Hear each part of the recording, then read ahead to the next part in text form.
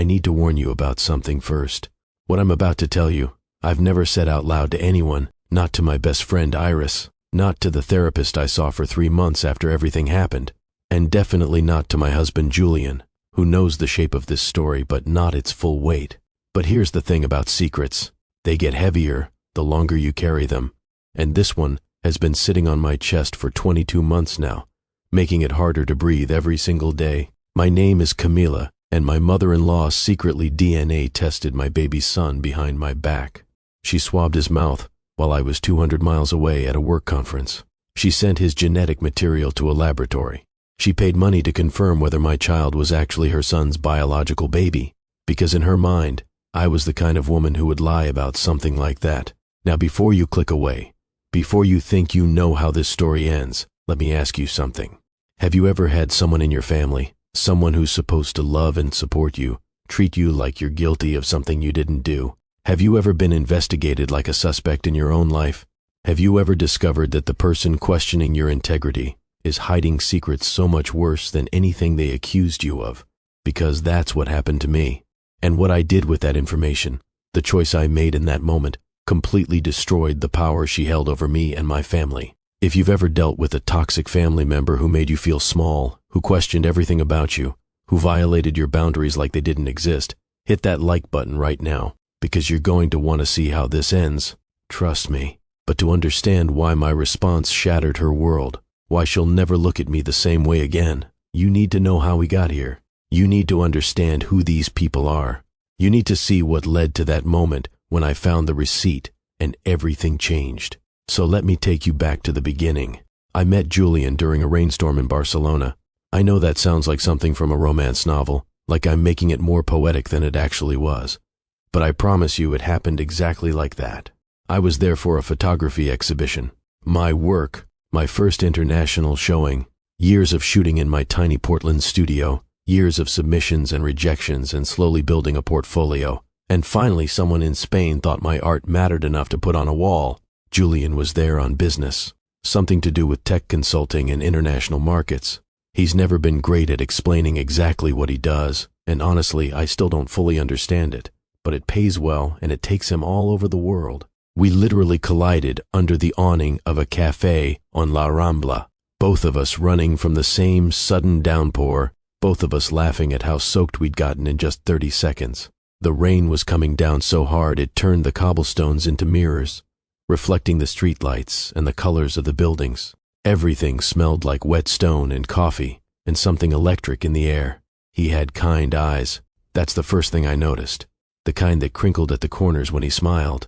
And there was this quietness about him that felt like relief after years of dating men in Portland who filled every silence with the sound of their own voices, their own opinions, their own need to prove how interesting they were. We spent 3 days together in that city, 3 days that felt stolen from ordinary time, wrapped in golden light that only exists in memories and European afternoons. We walked through Park Güell. We ate at tiny restaurants where neither of us spoke enough Spanish to properly order. We stayed up talking in his hotel room until the sun came up over the Mediterranean. When we had to return to our separate lives, him to Seattle and me to Portland, I genuinely thought that was the end of it. A beautiful anomaly. The kind of story you tell at dinner parties years later with a wistful smile. Remember that time in Barcelona? But he drove down the first weekend after we got back. 4 hours in traffic on I-5 just to take me to dinner. Then I drove up the next weekend. Then he came back down. Within 6 months I had relocated my entire studio, my entire life, my entire center of gravity northward to Seattle. We got married 14 months after that rainstorm. Small ceremony at a vineyard in Willamette Valley. My family came up from California and Mexico. His family, which basically meant his mother and a few cousins, drove down from Seattle. It was intimate and beautiful, and everyone seemed happy for us. Everyone except Vivien. Vivien Ashford is Julian's mother, and from the first moment I met her, I knew I was being evaluated, not welcomed. Evaluated. She's a woman of extraordinary presence. Tall, nearly 6 feet, silver hair that she started going gray with in her 40s and decided to own completely, the kind of bone structure that photographs well and intimidates easily, cheekbones that could cut glass, eyes that miss absolutely nothing, She built a career in corporate law, specializing in intellectual property, the kind of law where you're protecting patents and trademarks and billion-dollar ideas. She told me once, during one of our early dinners together, that her job was essentially to find the holes in people's stories, to identify where they were lying, or stretching the truth, or trying to claim ownership of something that wasn't really theirs. I should have paid more attention to that. She approached most of life with the same meticulous scrutiny she applied to contracts. Everything had clauses. Everything had fine print. Every conversation felt like a negotiation where I didn't quite understand the terms being discussed. From our first meeting, I felt her assessment of me like a physical thing, like a laser measuring my worth in real time. I was creative, which in her world meant unstable. I was a photographer, which meant I probably didn't make real money. I was independent, which meant I might not be controllable. I was Latina, my mother from Colombia and my father from Mexico, which meant something she never said out loud, but I felt in every pause, every careful enunciation of my name, every moment of surprise when I spoke about my education or my work. She would introduce me to her friends, and I could see the calculation happening. This is Camila. She's a photographer. She met Julian in Spain. Isn't that romantic? Each fact delivered with just enough emphasis to make it sound slightly questionable. Julian didn't see it. Or maybe he saw it and had spent a lifetime learning not to name it. He's an only child. His father died when he was 7. A car accident on a rainy highway that left Vivien a widow at 31 with a small boy to raise alone. She became both parents to him, both protector and provider, both the soft place to land and the hard voice of discipline. The bond between them had calcified over the years into something that looked like devotion, but functioned more like dependency. He called her 3 times a week, minimum. He consulted her on major decisions. He lit up when she praised him and got quiet when she expressed disappointment. I told myself I could live with being tolerated rather than embraced. I told myself that time would soften her edges, that once she saw how much I loved her son, how stable our relationship was, how happy we made each other, she would eventually accept me. I told myself that maybe grandchildren would build bridges where conversation had failed. I was right about the grandchildren part, but I was catastrophically wrong about everything else. When I found out I was pregnant, Julian wept.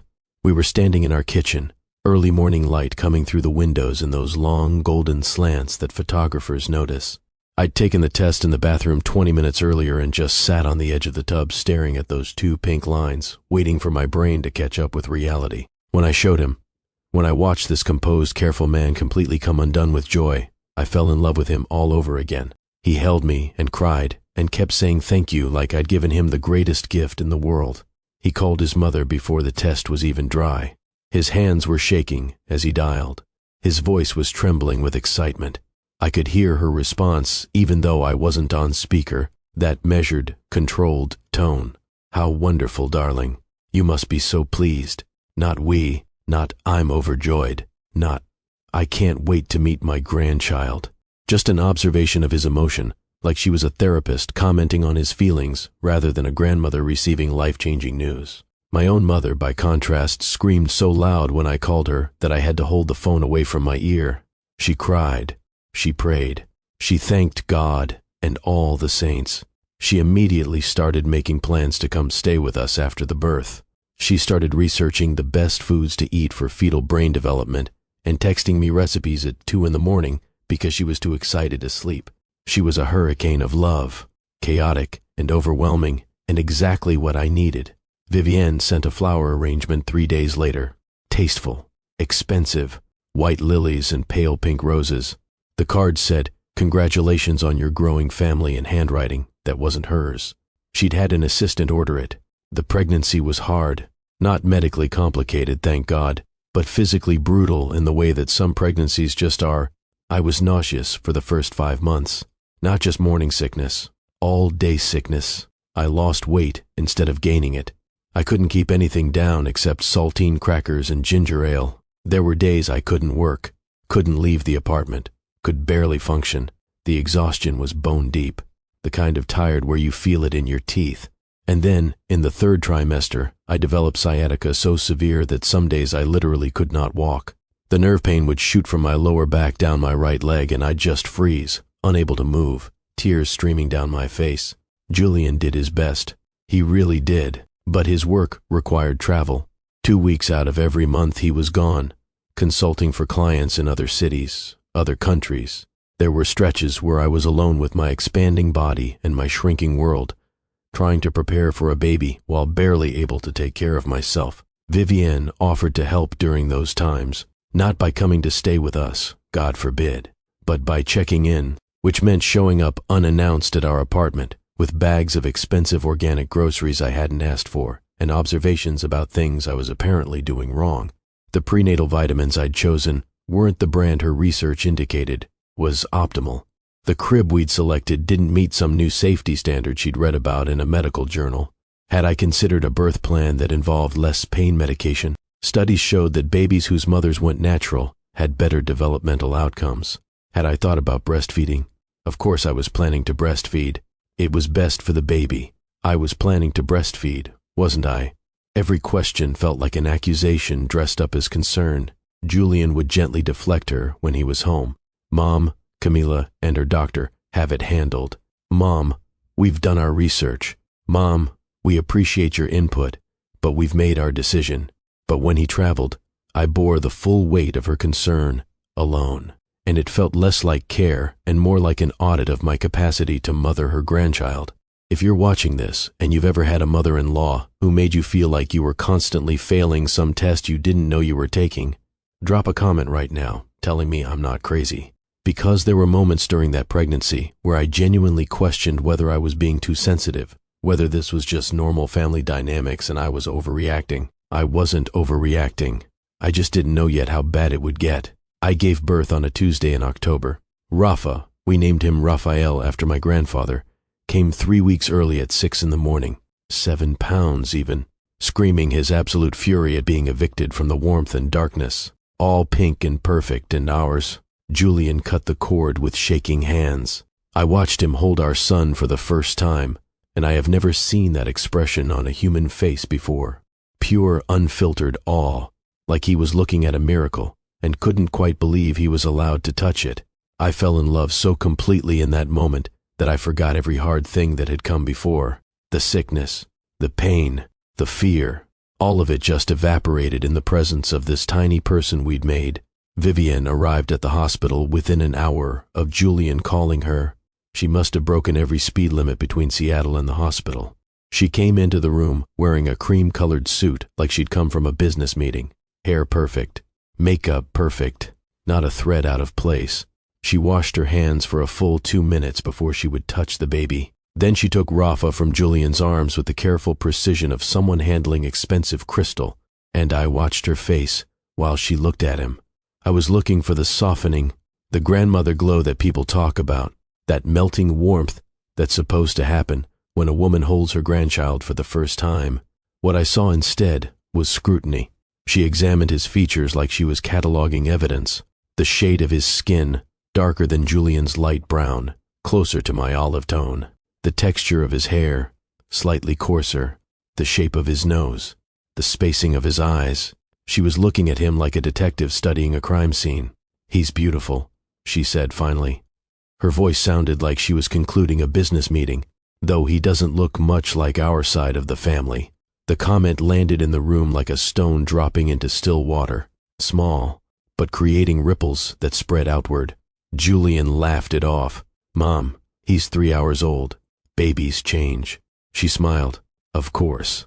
I just meant he has Camila's coloring." But I heard what she didn't say. I heard the question underneath. I heard the doubt. Those first 3 months with Rafa were a blur of sleepless nights and steep learning curves. I was breastfeeding, which meant every feeding fell to me. Julian was supportive, genuinely trying to help, but he'd only gotten 2 weeks of paternity leave, and then he was back to work, back to traveling. I was alone with this tiny person who needed me every 2 hours around the clock. I was exhausted in a way I hadn't known was possible.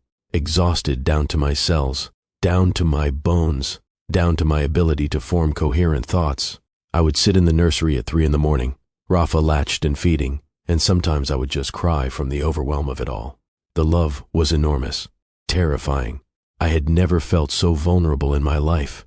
When Rafa was 3 months old, Vivien called Julian with an offer. Let me come stay for a week. Give Camila a break. She looks worn down. She needs proper rest. Julian thought it was generous, incredibly kind. His mother taking time off work to come help us. I didn't have the energy to argue, and truthfully, the promise of sleep, of uninterrupted unconsciousness for more than 90 minutes at a time, was so seductive I would have agreed to almost anything. She arrived on a Sunday afternoon with 2 suitcases and a detailed plan for optimizing our routines. She took over the night feedings using milk I'd pumped. She reorganized our kitchen for what she called better flow. She moved things in the nursery to more logical locations. And she spent long stretches of time just watching Rafa, holding him, staring at his face with an intensity that made something in my stomach tighten. On Wednesday of that week, I had a meeting in Portland I absolutely could not cancel. A gallery owner I'd been trying to connect with for 2 years had finally agreed to look at my recent work. Recent being relative. I hadn't shot anything new since Rafa was born, but I had a collection from during my pregnancy. Intimate photographs of transformation and waiting, bodies changing, light and shadow on skin. This gallery owner loved the collection. She wanted to do a show, a real show with an opening reception and potential buyers and press coverage. It was the kind of opportunity that doesn't come twice. It meant being gone for 2 days, driving down to Portland on Wednesday morning, meeting with her that afternoon, staying overnight with my friend Iris, and driving back Thursday. Every instinct in my body resisted leaving Rafa. He'd never been away from me for more than a few hours. I was still breastfeeding. I was still his primary everything. But Julian insisted. Go. Your work matters. Your career matters. We'll be fine. My mom's here. It's perfect timing. I pumped enough milk to fill the freezer. I wrote down detailed instructions even though I knew Vivien didn't need them. I kissed Rafa about 50 times before I could make myself walk out the door.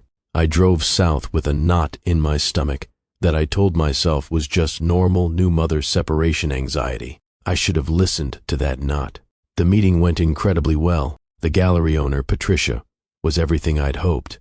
Professional but warm, genuinely excited about my work. We talked terms and timelines and possibilities for the opening reception. She introduced me to her partner, who handled the business side. We went to dinner and talked about art and motherhood and the impossible balance between the two. I stayed with Iris that night in her apartment in the Pearl District. We drank wine, which I hadn't done since before I got pregnant. We talked for hours. And for the first time in months, I felt like a version of myself that existed independent of being someone's mother. It felt good. It felt necessary. It felt like remembering who I used to be. I drove back to Seattle on Thursday afternoon, feeling lighter than I had in weeks, feeling like maybe I could do this. Maybe I could be both, artist and mother, career woman and primary caregiver. Maybe it was possible. I got home around 4, let myself into the apartment quietly in case Rafa was napping. The apartment felt wrong, not anything obvious, not anything I could point to. Just something in the air, a disturbance, like the pressure change before a storm. Rafa was fine, asleep in his crib, peaceful, perfect. Julian was in his study, on a conference call. Vivien was in the kitchen making tea with that particular precision she brought to every task. "How was your trip?" she asked without looking up from the kettle. "Good, really productive. Thank you so much for staying with them." Of course, we managed perfectly well. There was something in her tone, a satisfied edge, like she'd completed a task successfully, like she'd confirmed something she'd suspected. I went to unpack my overnight bag in our bedroom, and that's when I started noticing things. My laptop had been moved. I'm particular about my workspace. Photographer's habit, everything in its exact place. The laptop had been on the left side of my desk. Now it was in the center. I opened it. My browser history showed activity I hadn't done. Someone had been through my emails, my cloud storage, my photo archives. Someone had been searching through my digital life, looking for something. My phone had been accessed too.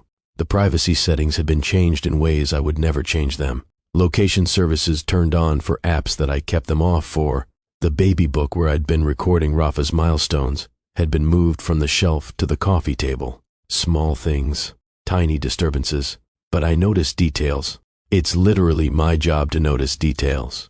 I went through the diaper bag to restock it with the supplies I'd taken to Portland. and in a pocket I rarely used, a small interior zippered section, I found something that made my blood go cold. A receipt from a laboratory I didn't recognize. Precision genetics testing, a specialty DNA testing service. The receipt didn't include detailed information, just a service number, a confirmation that payment had been processed, and a date, Wednesday, the day I'd been in Portland. I stood in our bedroom, holding that piece of paper, and the world tilted sideways. I knew what it meant. I knew exactly what it meant. My brain was trying to reject the information because it was too awful, too violating, too insane. But I knew. Vivien had taken a DNA sample from my son, a cheek swab probably, quick and easy, while he slept, or while she was feeding him a bottle. She'd sent it to this lab along with something of Julian's, hair maybe, or she'd gotten Julian to provide a sample under some other pretense. She had tested whether Rafa was actually Julian's biological child. My mother-in-law had looked at me, at my marriage, at my infant son, and decided that the most reasonable course of action was to conduct a secret paternity test, not to ask me, not to trust her son's judgment, not to give me the basic respect of assuming I was faithful, just to act quietly in the background like I was a variable that needed to be controlled, a threat that needed to be investigated. I sat down on the floor of our bedroom. My legs just gave out. I sat there holding this receipt and shaking. Part of me wanted to scream, to run into the kitchen and throw it in her face, to call Julian in from his study and make him see what his mother had done, to burn down her world right then and there. But I didn't. I sat on that floor for a long time, and I thought, because here's what I understood in that moment. If I confronted her right then, while I was emotional, while I was shaking with rage and hurt, she would find a way to make it reasonable. She would reframe it, make it about concern, about protecting Julian, about being a responsible grandmother who just wanted to be sure. She would cry probably. She would say she was sorry if she'd overstepped. She would make it sound like her intentions were pure, even if her methods were questionable. Julian would be caught in the middle. There would be a fight. There would be tension. I would be the one who looked unreasonable for being so angry about something his mother did out of love. And at the end of it all, she would still believe what she already believed about me. That I was suspicious, that I was potentially unfaithful, that I wasn't good enough for her son. I would have used all my ammunition and gained nothing. So I put the receipt back in the diaper bag. I zipped it into that pocket. And I made a different choice. I needed more than anger. I needed information. I needed leverage. I have a cousin, Diego, who works in technology. He's a cybersecurity consultant, which is a fancy way of saying he knows how to find information that people want to keep hidden. He's always existed in the gray areas between what's legal and what's merely frowned upon. He's the person you call when you need to know something you're not supposed to know. I called him that night after Julian was asleep. I stood in our bathroom with the shower running to mask my voice. Diego, I need your help. Okay, what's up, Prima? I need information on someone. Background, history, anything she wouldn't want people to know. Who? My mother-in-law, Vivien Ashford. There was a pause. That's heavy, Camila. You sure about this? I've never been more sure of anything in my life. Another pause. What am I looking for? I don't know. Whatever's there, whatever she's hiding. Because I know she's hiding something. People who are that suspicious of others are usually projecting their own behavior. All right, give me everything you know about her. Full name, date of birth, social security. If you have it, anywhere she's lived, previous married names, if applicable. I gave him everything I knew, everything Julian had mentioned over the years, everything I'd picked up from family stories and old photographs. Give me 2 weeks, Diego said. I waited. Those 2 weeks were some of the hardest of my life. Smiling at Vivien when she came to visit, letting her hold Rafa, pretending everything was normal while this receipt sat like a bomb in the diaper bag. She left a few days after I got back from Portland. The results probably hadn't even come back from the lab yet. She was just gathering her evidence, building her case. I wondered sometimes if she'd done this before, if there had been other women Julian dated that she'd investigated, other girlfriends she'd run background checks on, or if it was just me, just something about me specifically that triggered this level of scrutiny. 14 days after I called Diego, he called me back. I've got something, he said. His voice was strange. You're going to want to be sitting down for this. I'm sitting. Vivien Ashford was married before Julian's father. Did you know that? No, she was 23. The guy's name was Christopher Rhodes. The marriage lasted less than a year, ended in annulment. She paid a lot of money to keep that sealed. Okay, I said slowly. That's interesting, but not exactly earth-shattering. That's not the interesting part, Prima. During that marriage, she got pregnant. My heart started beating faster. She had a baby, a girl named Caroline. She placed her for adoption 3 days after birth. Closed adoption, sealed records. This was 33 years ago, 3 years before she even met Julian's father. I couldn't breathe. Diego, are you sure? I'm sure. I've got the birth certificate. I've got the adoption paperwork. It took some doing to access it, but it's legitimate. Vivien Ashford has a daughter she gave up for adoption and never told anyone about. Julian has a half-sister he doesn't know exists. Oh my God. Yeah, there's more though. I did some digging on the daughter. Her name now is Caroline Mitchell. She was adopted by a family in Colorado. She's 33. She's a veterinarian in Denver. Married, 2 kids. And based on some DNA ancestry stuff I was able to access, she has no idea who her birth mother is. The adoption was completely closed. I sat there absorbing this information. My mother-in-law, the woman who had built her entire identity around being Julian's devoted mother, who spoke constantly about family legacy and the importance of bloodlines, had given birth to a daughter and erased her from existence. Vivien had a whole other child she'd never mentioned, a daughter who would be Julian's sister, grandchildren Vivien didn't know about, and she'd conducted a secret DNA test on my son because she thought I was hiding something. The irony was so sharp it could cut. Diego, I said quietly, thank you. Send me everything you found. What are you going to do with this? I don't know yet, but I need to have it. He sent encrypted files, documents, records, proof of everything. I spent days looking at a photograph of Caroline I found online, professional headshot from her veterinary clinic's website.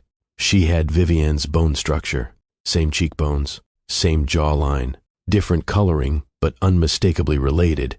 I thought about what it meant, not just that Vivien had given up a child, which was her right, her choice, not something to be judged, but that she'd built her entire life on a foundation of secrecy, that she'd never told Julian, that she'd created this perfect narrative about family while hiding the existence of his sister.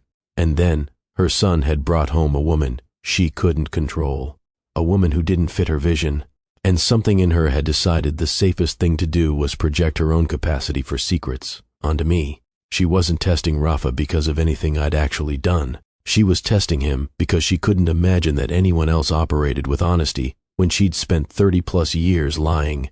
People who suspect everyone else of deception are usually the ones who've practiced it longest. I sat with this information for weeks, turning it over in my mind, deciding what kind of person I wanted to be, what kind of wife, what kind of mother, what kind of woman.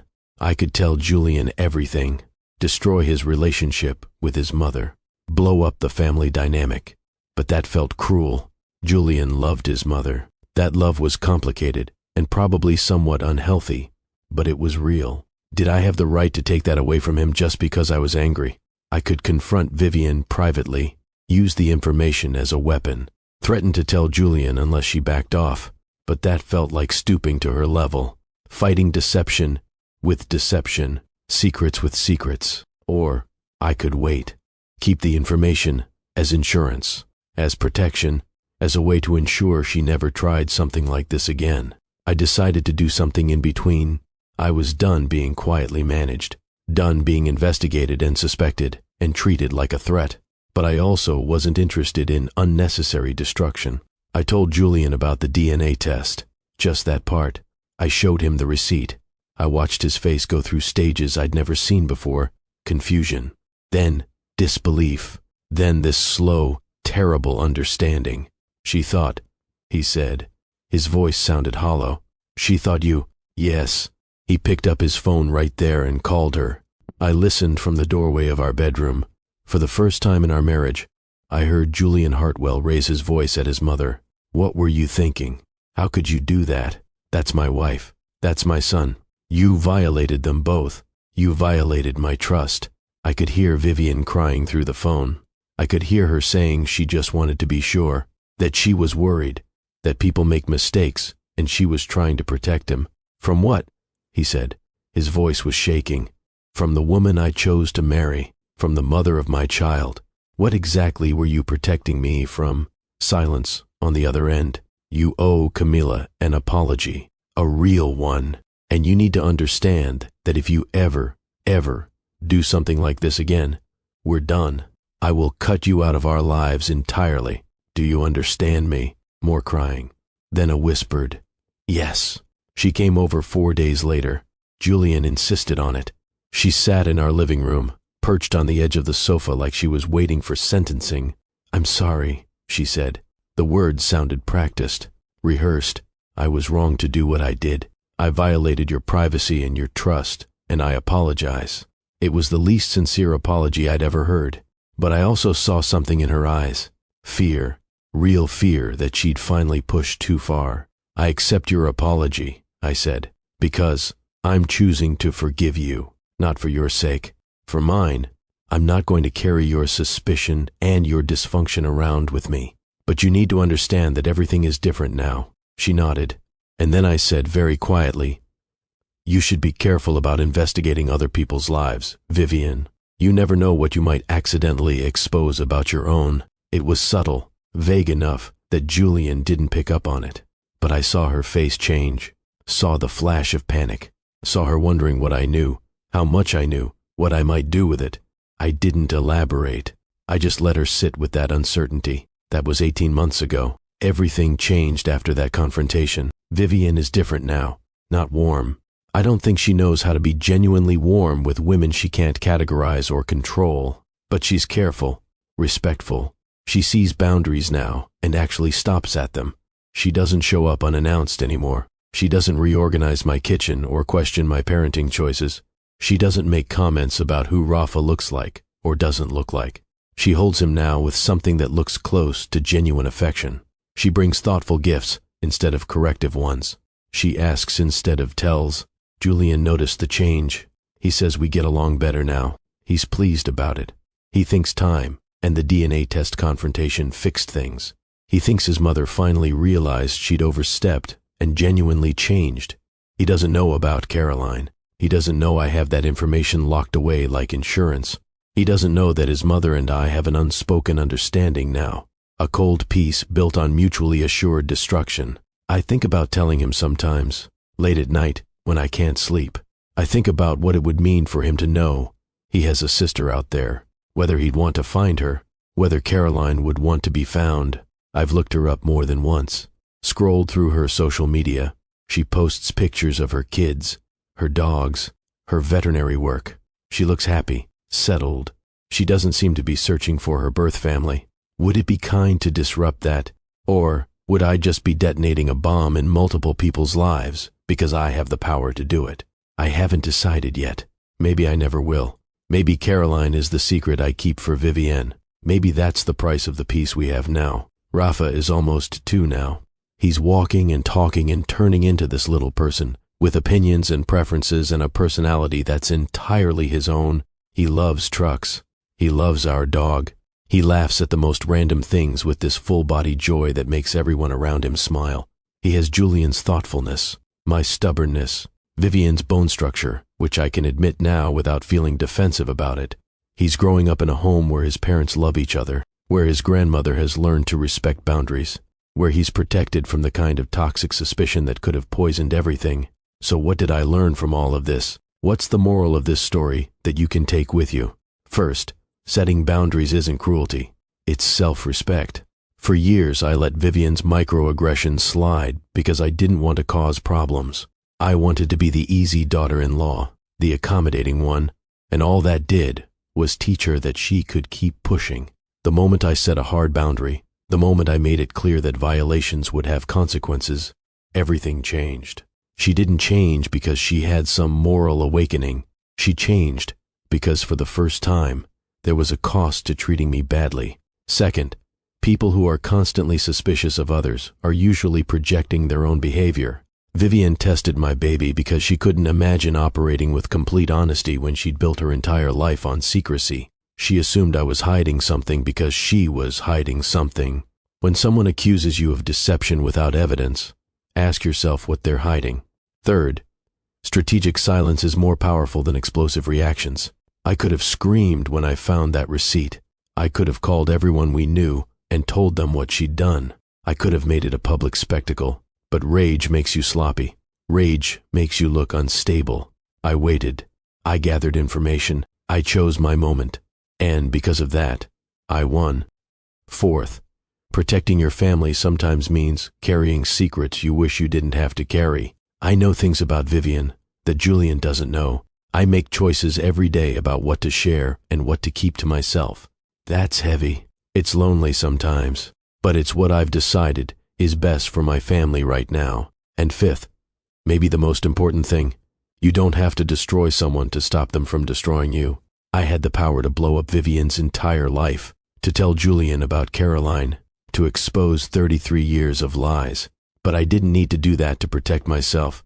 All I needed was for her to know that I could. The threat of exposure was enough. The knowledge that I held her secrets was enough to make her back off. Sometimes mercy isn't weakness. Sometimes it's just recognizing that you've already won. If this story resonated with you, if you've ever dealt with a toxic family member who made you feel guilty or suspicious or not good enough, I need you to hear this. You are not crazy. You are not overreacting. And you are not obligated to accept mistreatment just because someone shares DNA with your spouse. You have the right to set boundaries. You have the right to demand respect. You have the right to protect your children from dysfunction, even when that dysfunction comes wrapped in the language of love and concern. And here's something else. You don't owe anyone access to your life, your home, your children, or your peace of mind. Not your mother-in-law, not your own mother, not anyone. Family is supposed to be a source of support, not a source of constant stress. And if someone in your family is making your life harder, making you question yourself, making you feel like you're always failing some invisible test, you are allowed to limit or even eliminate their access to you. I know that's hard. I know it feels cruel, especially for women who've been socialized to be peacemakers and accommodators. We're taught that maintaining family harmony is our job, that we should bend and flex and forgive endlessly. But you know what? Sometimes family harmony comes at too high a cost. Sometimes the price of peace is your own sanity, your own sense of self, your own ability to protect your children. And that price is too high. So, if you're in a situation like I was, if you're dealing with a family member who's violating your boundaries, investigating you, treating you like a suspect in your own life, here's what I want you to do. Document everything. Keep records. Save receipts, texts, emails, anything that shows the pattern of behavior. Not because you're definitely going to use it, but because if you need to, you'll have proof. Set clear boundaries and state consequences, not threats, consequences. If you do X, then Y will happen. And then follow through every single time. Inconsistency teaches people that your boundaries are negotiable. Find your leverage. I'm not saying investigate your mother-in-law's past like I did. That's a choice I made based on my specific situation. But understand what motivates the person you're dealing with. What do they care about? What do they fear? What would actually make them change their behavior? And decide what kind of relationship you actually want. Not what you think you should want. Not what would make everyone else happy. What do you actually want? Because you're allowed to want distance. You're allowed to want minimal contact. You're allowed to want nothing at all. I chose a kind of armed neutrality with Vivien. We're cordial. We're respectful. We see each other at family events, but we're not close. We'll never be close. And I've made peace with that. Your situation might be different. You might decide full distance is necessary. You might decide to tell your spouse everything and let them handle their family member. You might find a different solution entirely. There's no one right answer. There's only what works for you and your family. Now, if this story taught you something, if it helped you feel less alone, if it gave you permission to protect yourself, I need you to do 3 things for me. First, hit that like button. It tells the algorithm that this content matters, that real stories about real family dynamics are valuable, and it helps other people who need to hear this find it. Second, Subscribe to this channel and turn on notifications. I share stories about family, relationships, boundaries, and standing up for yourself. Real stories, honest stories, stories that don't pretend everything is simple or that forgiveness fixes everything. Third, and this is the most important one, share this video with someone who needs to hear it. Someone dealing with a toxic mother-in-law or father-in-law or any family member who's making them feel small. Someone who needs permission to protect themselves. Someone who needs to know they're not alone. Drop a comment telling me what lesson from this story hit home for you. Was it the part about projection, about strategic silence, about the difference between destroying someone and just making sure they can't destroy you? I read every comment, and your insights help other people who are going through similar situations. So here's where I'll leave this. The title of this video says, "My response destroyed her," but that's not quite accurate. What I didn't destroy Vivien. It destroyed her power over me. It destroyed her ability to make me feel less than. It destroyed the dynamic where she got to investigate and question and violate without consequences. She's fine. She still has her career and her home and her relationship with her son. She still gets to be in Rafa's life. But she knows now that I'm not someone who can be pushed around. She knows I have information that could change everything. She knows that the woman she underestimated is actually the one holding all the cards. And that knowledge, that shift in power, that's what changed everything. Because here's the truth about bullies, and make no mistake, that's what Vivien was being. They don't stop because they suddenly develop empathy or conscience. They stop when the cost of continuing becomes too high. I raised the cost, and everything got better. So to everyone watching this who's still in the thick of it, who's still being questioned and suspected and treated like they're not good enough, I want you to know something. You have more power than you think you do. You have more options than you've been led to believe. And you absolutely have the right to fight back.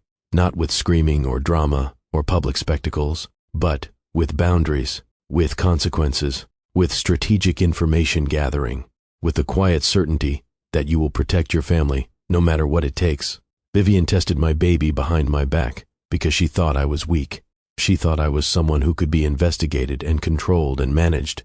She was wrong, and now she knows it. That's the real ending to this story. Not destruction, not revenge, just the quiet establishment of respect through strength. And honestly, that feels better than any dramatic confrontation ever could have. Thank you for watching. Thank you for listening.